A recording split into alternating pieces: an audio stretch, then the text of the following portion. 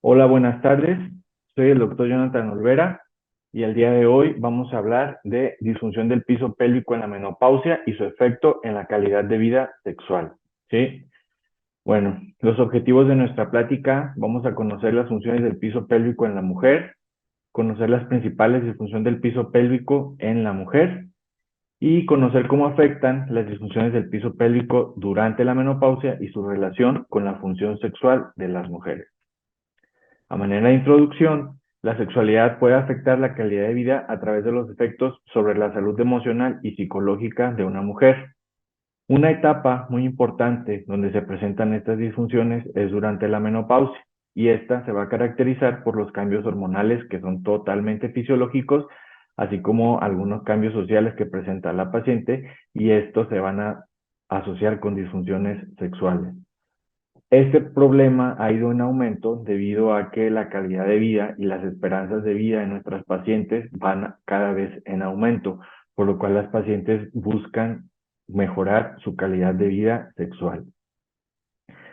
Generalmente en la población femenina tenemos una prevalencia del 40% de disfunciones sexuales, ¿sí? Sin embargo, de estas pacientes, el 50% se va a encontrar cursando durante la menopausia y la perimenopausia.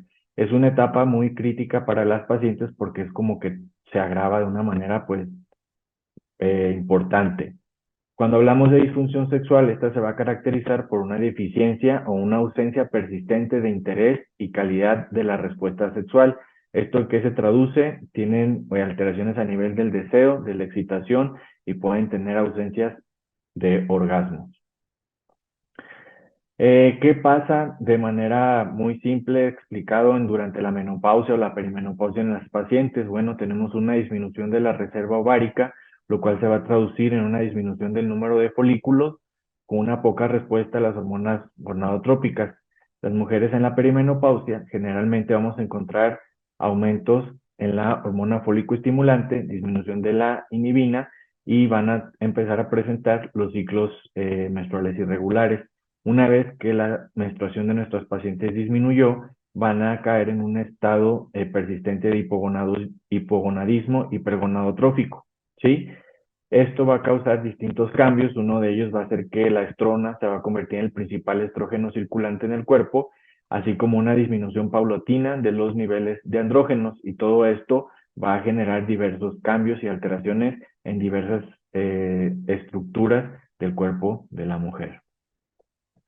Las patologías más comunes, las cuales nos pueden generar disfunción del piso pélvico, una de ellas es el trastorno del deseo sexual hipoactivo. Este se caracteriza por una ausencia persistente y recurrente del deseo sexual y va a provocar una angustia personal, ¿sí? Para poder hacer este diagnóstico o sospecharlo, es necesario primero descartar causas orgánicas o iatrogénicas, y el dato pivote, por así decirlo, es que la paciente presente angustia por no poder tener relaciones sexuales, ¿sí? O por no tener el deseo sexual en este caso. Pero siempre es importante descartar que la paciente pues no tenga diabetes, eh, insuficiencia cardíaca, hipertensión, actividades que por sí solas a la paciente le generan una ansiedad, y pues lógicamente el deseo de la paciente por tener relaciones sexuales va a estar disminuido. Otra patología que es bastante importante es el síndrome genitourinario de la menopausia. ¿Qué es lo que sucede aquí? Pues generalmente los niveles de estrógenos se van a asociar con una atrofia vulvovaginal cuando disminuyen los estrógenos. La disminución de los estrógenos va a provocar una alteración en la concentración de los lactobacilos, lo cual la microbiota vaginal en la manera general se va a alterar, y como resultado final vamos a encontrar lo que es una resequedad vaginal. Esta la vamos a se puede presentar en el 45% de las pacientes menopáusicas. Tiene diversos síntomas que vamos a encontrar y diversos signos, como puede ser a nivel sexual. Las pacientes, pues, ¿qué es lo que van a encontrar? Falta de lubricación y dispareunia superficial, que es la dolor a la penetración, generalmente cuando está ingresando el pene. Pero también podemos encontrar urgencia urinaria, infecciones de vías urinarias recurrentes, atrofia vaginal, sangrados con manipulaciones mínimas a nivel de lo que es la vagina.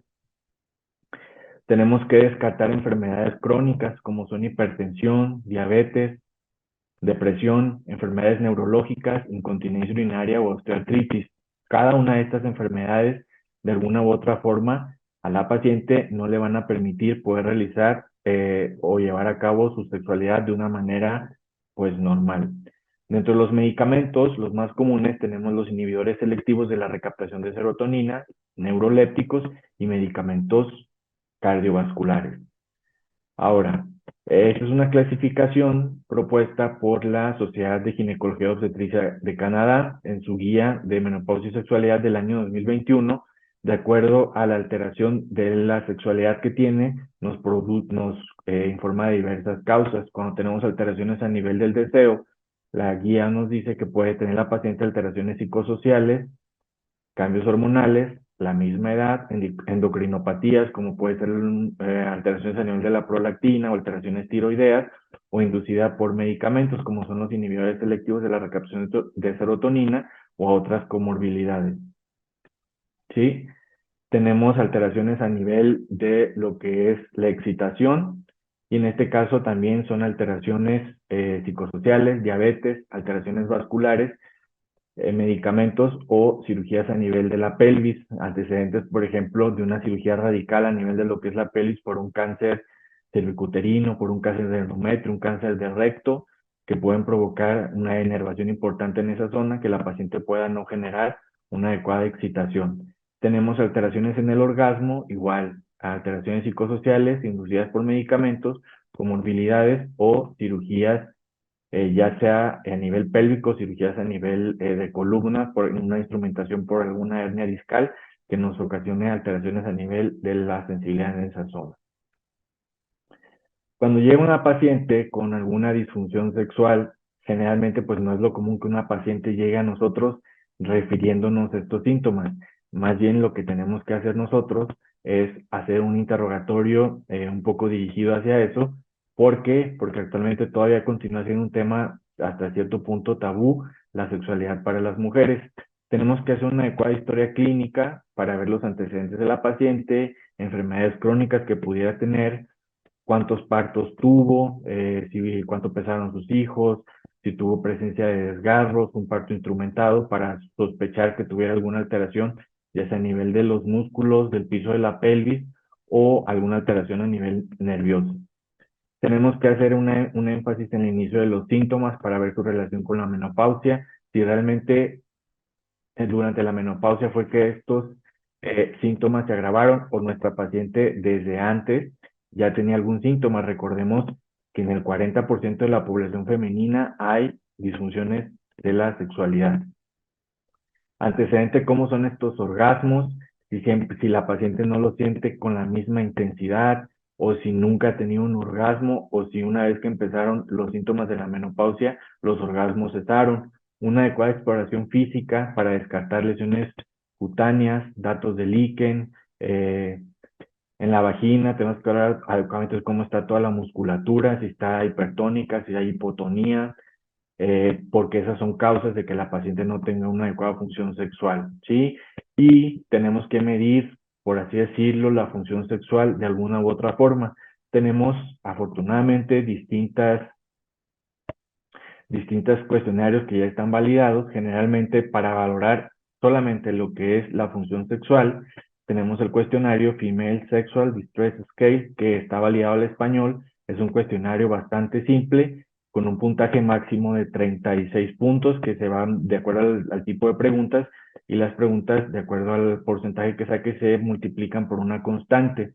Se habla que las pacientes tienen una disfunción sexual cuando tienen un puntaje aproximadamente de 22 a 23 puntos. Tenemos cuando nuestra paciente estamos sospechando que tiene un prolapso de órganos pélvicos o incontinencia urinaria, tenemos el PISC.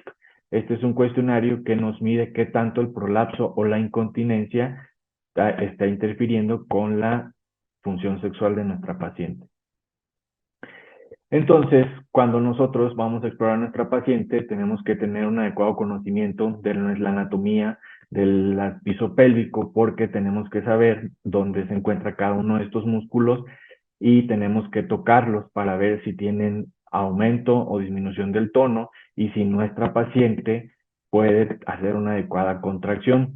¿sí? Independientemente si nuestra paciente tiene incontinencia urinaria o prolapso de órganos pélvicos, la función muscular es muy importante porque nos va a ayudar a tener relaciones sexuales que sean más placenteras en las mujeres.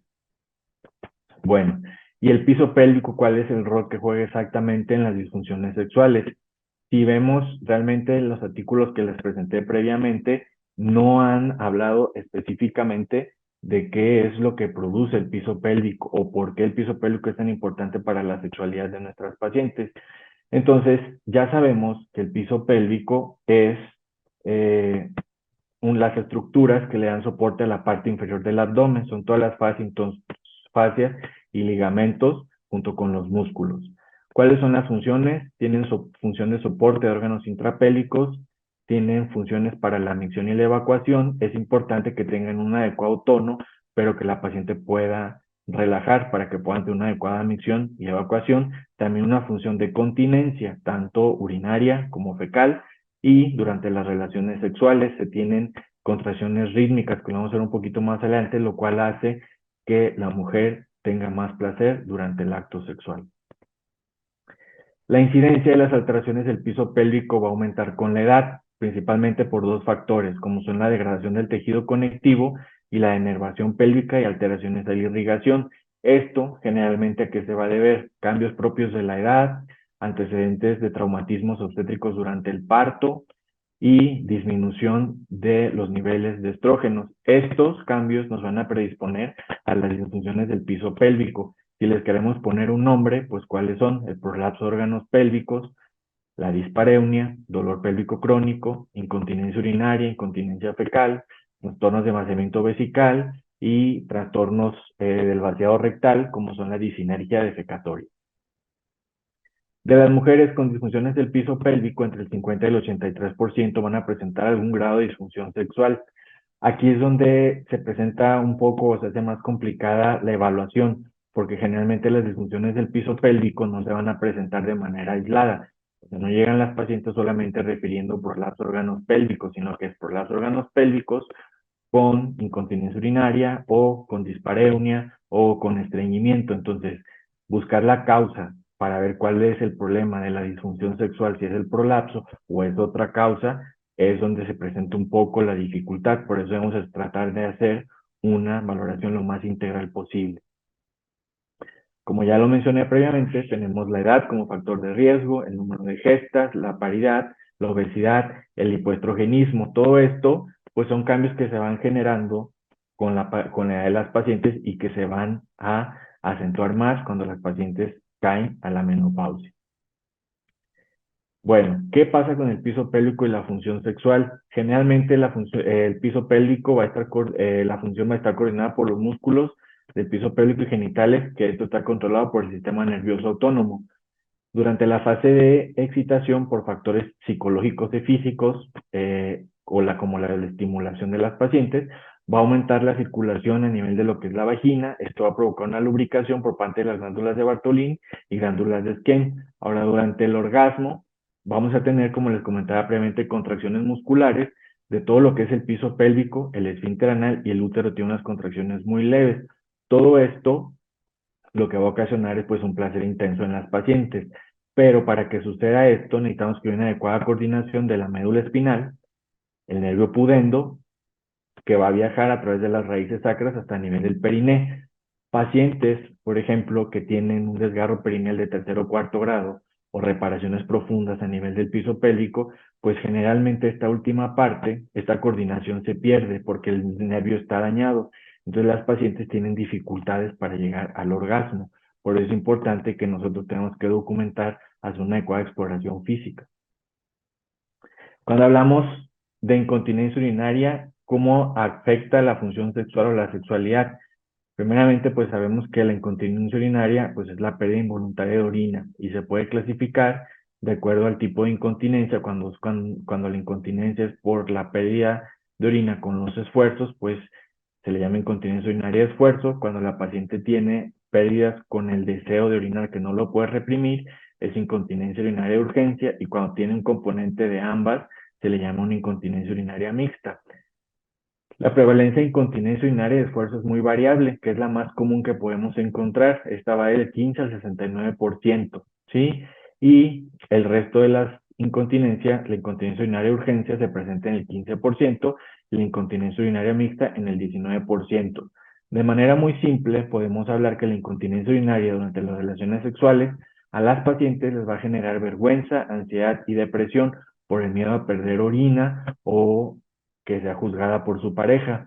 Entonces, esta población de pacientes lo que hacen es tienden a evitar las relaciones sexuales con su pareja. Este es un artículo publicado en el 2019 de cómo afecta la función sexual y la calidad de vida en las mujeres turcas.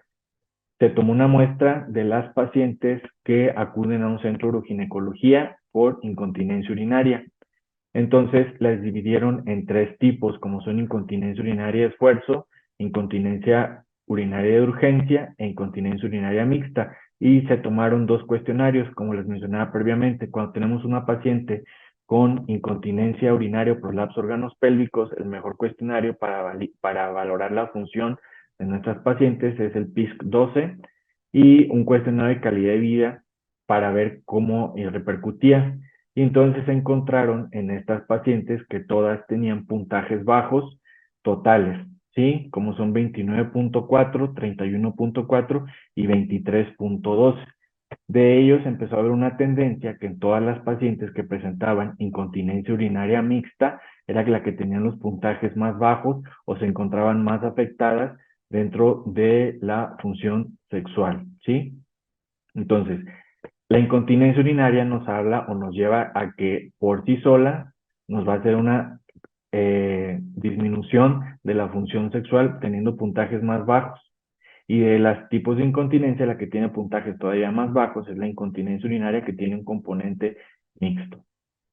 Este otro análisis que hicieron, midieron cómo las pacientes tenían en el comportamiento, en la actividad física del compañero sexual, los puntajes del PISC-12, la actividad física, poder hacer su vida diaria, como era viajar, las relaciones interpersonales, el componente emocional y la calidad de vida, ¿sí? Aquí en esta parte, en el cuestionario de calidad de vida, mientras más puntajes altos, quiere decir que la incontinencia afecta más.